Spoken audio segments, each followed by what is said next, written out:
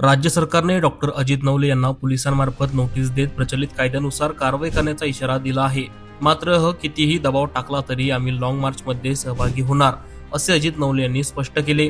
हा long march प्रलंबित मागण्यांच्या अंमलबजावणीसाठी ऑल इंडिया किसान सभा आणि centre of Indian trade union यांच्या वतीने काढण्यात येत आहेत। शेतकरी आणि कामगारांच्या विविध प्रश्नांसाठी अहिल्यानगर जिल्ह्यातील अकोले तालुक्यातील राजूर येथे या लॉंग मार्चला सुरुवात होणार आहे।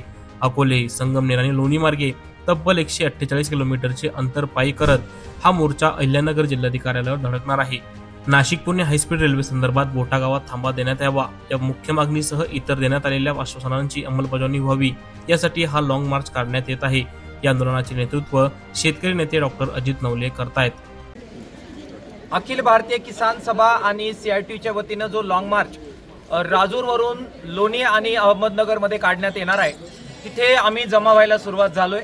लोक येत आहेत, मात्र सरकारने आमच्या मागण्यांची दखल घेण्याऐवजी आता दडपशाही करण्याच्या दिशेनं पावलं टाकायला सुरुवात केलेली आहे। आम्हाला नोटीस बजावण्यात आलेली आहे की या लॉंग मार्चमध्ये तुम्ही जर काही कायदा सुव्यवस्थेची परिस्थिती निर्माण केली तर प्रचलित कायद्याप्रमाणे आमच्यावर कारवाई करणार। सर्व प्रकारच्या कारवाईची तयारी सरकारची आहे, मात्र घामाचं दाम देण्याची मात्र सरकारची तयारी नाही आहे। ही अत्यंत संतापजनक गोष्ट आहे। या नोटिसीचा आम्ही किसान सभेच्या वतीनं धिक्कार करतो, CITUच्या वतीनं धिक्कार करतो।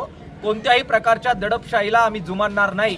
आम्ही चालणार आहोत आणि सरकारच्या छाताडावर हे सगळे श्रमिक जातील।